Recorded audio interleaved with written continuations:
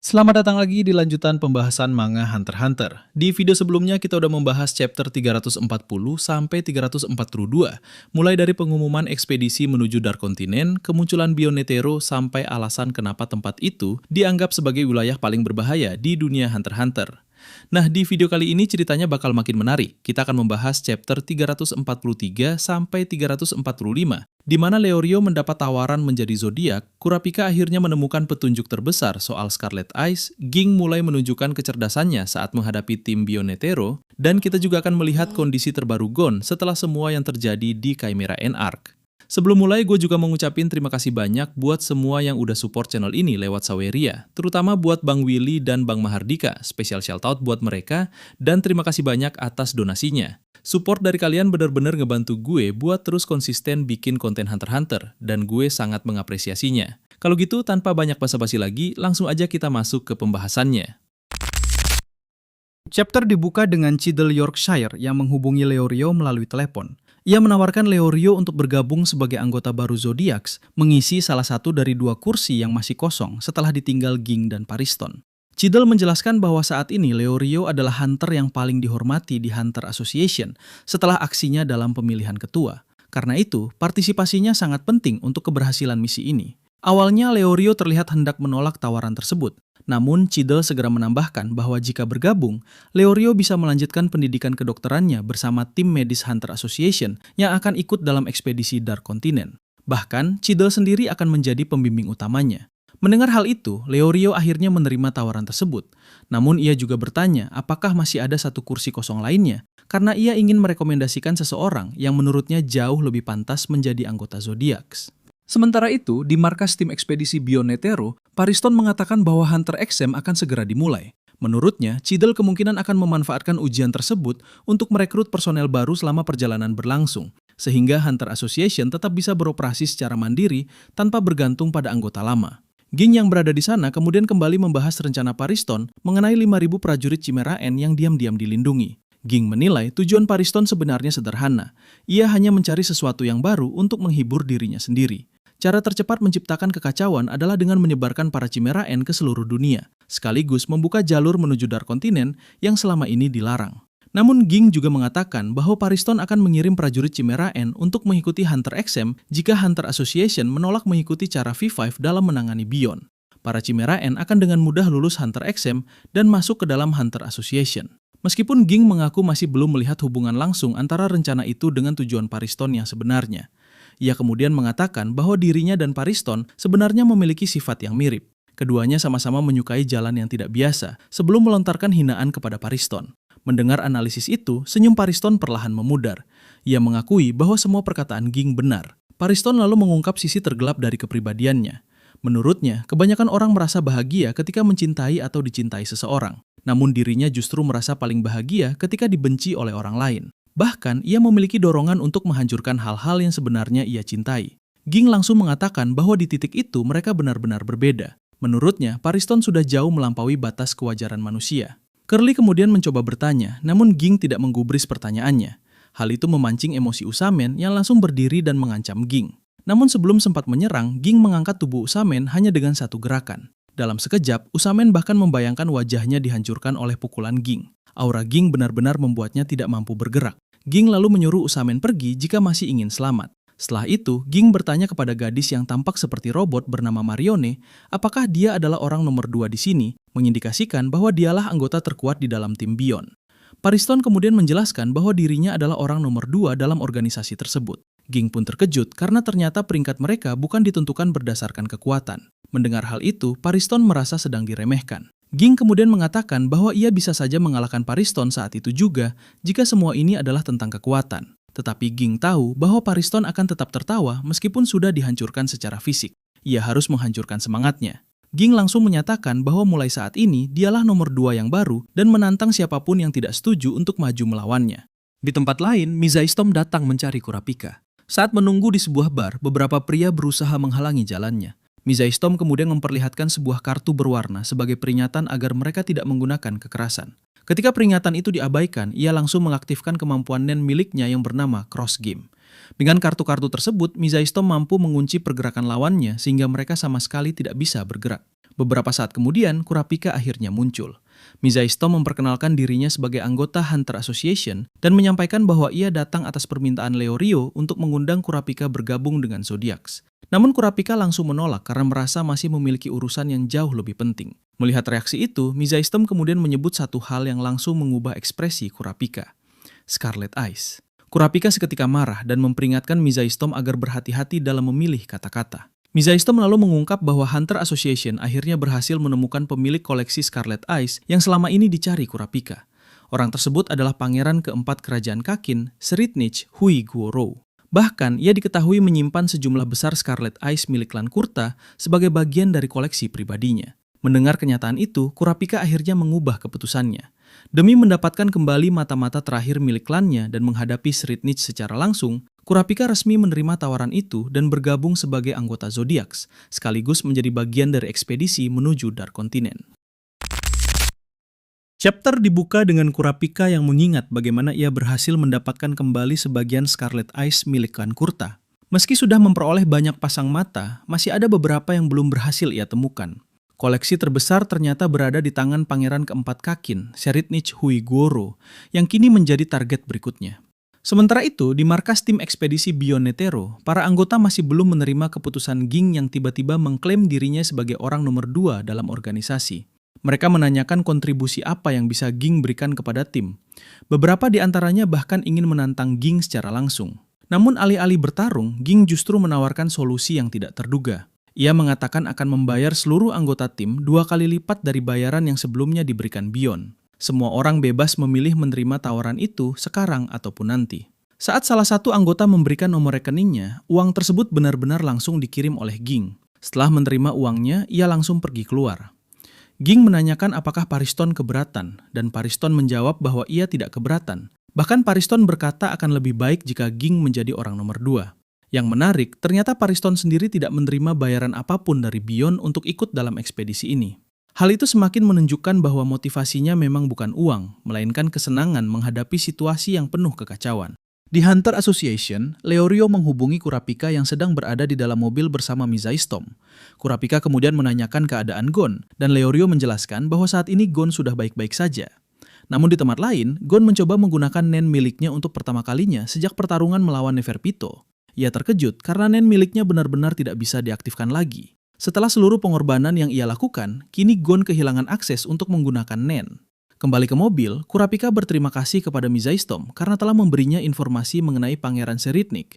Namun ia tidak yakin bagaimana kemampuannya bisa membantu dalam perjalanan menuju Dark Continent. Mizaistom kemudian memperingatkan bahwa Seritnich Huiguoro bukanlah manusia biasa. Di balik penampilannya sebagai seorang pangeran, ia menyimpan sisi yang sangat gelap dan berbahaya.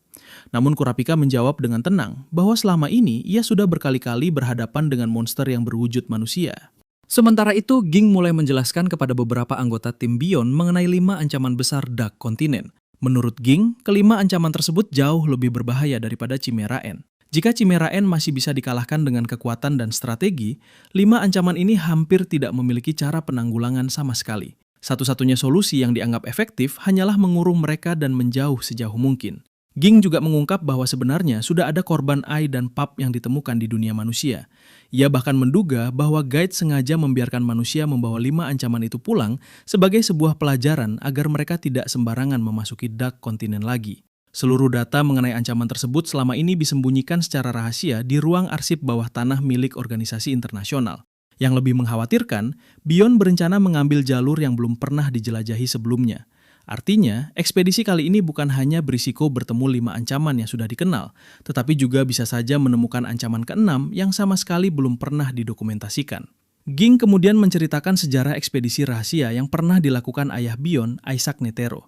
Dalam perjalanan yang tidak pernah dicatat secara resmi itu, Isaac ditemani oleh Zig Zoldyck dan Lynn Horsdofre. Mereka berhasil kembali hidup-hidup, tetapi menyadari bahwa Dark Continent adalah tempat yang terlalu berbahaya untuk dijelajahi manusia. Sementara itu, ekspedisi Beyond sebelumnya memang sempat berhasil membawa pulang tanaman Metalion, meski akhirnya tanaman tersebut mati. Namun karena mereka keluar dari jalur aman, mereka juga tanpa sengaja membawa pulang Zobe Disease, salah satu bencana mematikan dari Dark Continent. Peristiwa itulah yang akhirnya membuat Isaac Netero mendesak V5 untuk melarang Hunter Association melakukan perjalanan ke Dark Continent. Kemudian anggota yang tadi menerima uang dari Ging kembali. Ternyata uang tersebut ia gunakan untuk membiayai operasi adiknya yang sedang dirawat di rumah sakit. Karena itulah, ia mengakui Ging sebagai orang nomor 2 yang baru. Menjelang akhir chapter, salah satu anggota tim, Curly, bertanya kepada Ging dari mana semua informasi tentang Dark Continent berasal. Ging menjelaskan bahwa sekitar 300 tahun yang lalu, ada satu orang yang benar-benar menjelajahi wilayah tersebut dan menulis sebuah buku berjudul Journey to the New World. Buku itu memiliki 2 versi, yaitu edisi East dan edisi West. Namun hingga saat ini, manusia baru berhasil menemukan edisi East saja. Lalu Ging mengatakan bahwa ada 3 kemungkinan yang cukup masuk akal. Para anggota tim kemudian menebak kemungkinan pertama adalah edisi West memang belum ditemukan. Dan kemungkinan kedua adalah si penulis tidak sempat menulis perjalanannya di sisi barat Dark Continent. Ging kemudian menjelaskan kemungkinan ketiga. Menurutnya, sang penulis buku masih hidup hingga sekarang dan sedang menyelesaikan bukunya. Ia menduga si penulis berhasil bertahan hidup selama ratusan tahun berkat Nitro Rice, makanan yang dapat memperpanjang umur, serta tanaman yang dikabarkan mampu menyembuhkan segala penyakit. Jika teori itu benar, maka dia masih berada di Dark Continent hingga saat ini, terus menulis edisi West dari bukunya sambil menjelajahi garis pantai Lake Mobius yang begitu luas dan belum pernah dipetakan sepenuhnya. Chapter pun ditutup dengan pengungkapan nama dari penulis buku Journey to the New World, yaitu Don Freaks. Chapter dibuka dengan Gon yang menelpon Ging dan mengatakan bahwa ia sudah tidak bisa lagi mengeluarkan aura. Namun jawaban Ging justru sangat santai. Menurutnya, aura Gon masih ada saat mereka bertemu. Hanya saja sekarang Gon sudah tidak bisa melihat ataupun mengendalikannya. Dengan kata lain, Gon telah kembali menjadi manusia biasa. Ging mengatakan bahwa Gon seharusnya bersyukur karena hanya kehilangan kemampuan Nen. Mengingat pengorbanan yang ia lakukan saat melawan Pito, ia sebenarnya bisa saja kehilangan sesuatu yang jauh lebih berharga. Karena itu, Ging menyuruh Gon memanfaatkan kesempatan ini untuk mencari tujuan baru dalam hidupnya. Mengikuti saran sang ayah, Gon akhirnya pulang ke Whale Island. Di sana ia kembali bertemu dengan Mito dan nenek buyutnya, lalu menjalani kehidupan yang benar-benar sederhana, membantu pekerjaan rumah seperti dulu sebelum menjadi hunter. Saat makan malam, Mito bertanya apakah Gon kecewa karena tidak bisa ikut bersama Ging menuju Dark Continent. Gon menggeleng. Menurutnya, kalaupun ia ikut sekarang, ia hanya akan menjadi beban bagi Ging, kecuali jika ia masih bisa menggunakan Nen. Ia kemudian mengungkapkan sesuatu yang selama ini tidak pernah ia katakan. Selama ini, sebenarnya ia tidak benar-benar ingin bertemu dengan Ging. Mencari Ging hanyalah sebuah tujuan yang ingin ia capai. Gon merasa senang sudah bertemu dengan Ging. Namun baginya, Ging bukanlah seorang ayah, melainkan sosok hebat yang selalu diceritakan semua orang. Saat Mito mengatakan bahwa Ging memang sama sekali tidak memiliki kualitas sebagai seorang ayah, Gon malah menyalahkan dirinya sendiri. Ia bercanda bahwa dirinya juga bukan anak yang baik. Mito langsung membantah ucapan itu. Suasana pun kembali hangat sebelum Mito membawa setumpuk buku dan mengatakan bahwa mulai sekarang, Gon harus mengerjakan semua tugas sekolah yang selama ini ia abaikan selama menjadi hunter. Ekspresi Gon langsung berubah panik, menghadirkan penutup yang cukup lucu untuk bagian ceritanya. Sementara itu, di markas tim ekspedisi Beyond, para anggota akhirnya membagi diri menjadi 2 kubu. Kelompok pertama menolak menerima uang dari Ging, sedangkan kelompok kedua menerima tawaran Ging sekaligus mengakui posisinya sebagai orang nomor 2 setelah Beyond. Karena Paristom sudah mengakui posisi Ging sebagai nomor 2 sejak awal, seluruh tim tidak keberatan jika Ging menjadi nomor 2 setelah Beyond. Meski begitu, kedua kubu sepakat bahwa tidak seorang pun akan mengikuti perintah Ging sampai seluruh anggota tim menerima kesepakatan yang sama. Mereka ingin mencegah konflik internal sebelum ekspedisi dimulai. Mereka kemudian mengatakan bahwa Beyondlah yang merekrut mereka melalui Pariston. Di tengah pembicaraan, Ging mulai menyadari sesuatu. Ia mengatakan bahwa sebagian besar anggota tim Beyond ternyata adalah tim hunter atau hunter kontrak, yaitu hunter spesialis yang direkrut untuk menyelesaikan pekerjaan tertentu sesuai bidang keahlian mereka. Kemampuan mereka mungkin tidak sehebat Ging dalam pertarungan langsung, tetapi masing-masing memiliki keahlian yang sangat spesifik dan berbahaya. Mereka menjadi hunter khusus untuk perjalanan ini dan sudah merencanakannya sejak lama dengan Beyond sebagai pemimpin. Pariston yang mendengar semua analisis itu mulai menyadari bahwa cara berpikir Ging ternyata sangat mirip dengan dirinya. Untuk pertama kalinya dalam hidupnya, Pariston mengaku benar-benar membenci seseorang. Kemudian dia bertanya-tanya apa yang akan dia lakukan pada Ging. Ging mengatakan bahwa 10 orang yang ada di situ bukanlah semua anggota tim Beyond. Ia meminta Pariston untuk menyampaikan kepada anggota lain agar Ging bisa membayar mereka juga. Salah satu anggota tim yang awalnya menolak menerima uang dari Ging akhirnya mau menerimanya karena hal tersebut. Ging memperkirakan ada sekitar 25 Time Hunter di dalam tim Beyond, jumlah yang cukup besar mengingat seluruh Hunter Association hanya memiliki sekitar 200 Time Hunter. Hal itu membuat Curly membayangkan seberapa besar kekayaan dari seorang top hunter. Karena Beyond menjanjikan untuk membayar mereka sebesar 1,5 miliar dan Ging akan membayar 2 kali lipat dari itu. Sementara itu di sebuah klub malam, dua wanita menerima undangan untuk datang ke hotel milik Seritnich. Setibanya di sana, mereka terpukau melihat kemewahan hotel tersebut dan bertanya kepada sang pangeran apakah ia benar-benar tinggal di tempat sebesar itu seorang diri. Seritnich menjawab bahwa ia suka mengundang orang ke hotel agar tidak merasa kesepian. Beberapa waktu kemudian, Seritnich menelpon seseorang bernama Mark. Ia mengeluhkan bahwa kedua wanita tadi sama sekali tidak peduli dengan apa yang sedang terjadi di dunia dan hanya tertarik membicarakan fashion. Ketika panel akhirnya memperlihatkan seluruh kamar mandi tempat Seritnich berendam, ruangan itu ternyata telah dipenuhi darah. Kedua wanita tadi sudah dibunuh dengan cara yang sangat sadis. Dari adegan itu, jelas bahwa mereka bukanlah korban pertamanya. Setelah itu, ia meminta Mark mengirimkan sepasang wanita lain. Chapter ini memperlihatkan untuk pertama kalinya betapa mengerikannya sosok Seritnich, orang yang kini menyimpan koleksi Scarlet Ice milik klan Kurta. Sementara itu, Direktur International Permit Agency meminta Cheadle membawa sebuah kontrak khusus untuk Beyond Netero. Kontrak tersebut berisi syarat-syarat yang harus dipatuhi Beyond selama ekspedisi. Ia wajib selalu berada di bawah pengawasan selama 24 jam, memakai alat pelacak di kakinya, seluruh komunikasinya akan dipantau, dilarang melawan Hunter Association, dan semua penemuan yang ia dapatkan otomatis menjadi milik Physics. Selain itu, ia juga dilarang membocorkan informasi apapun kepada publik. Jika melanggar satu saja dari seluruh aturan tersebut, Beyond akan dipenjara seumur hidup. Tanpa banyak protes, Beyond membaca seluruh isi kontrak lalu langsung menandatanganinya. Namun setelah selesai, ia menusukkan pena ke atas meja dan berkata bahwa permission sudah diperoleh.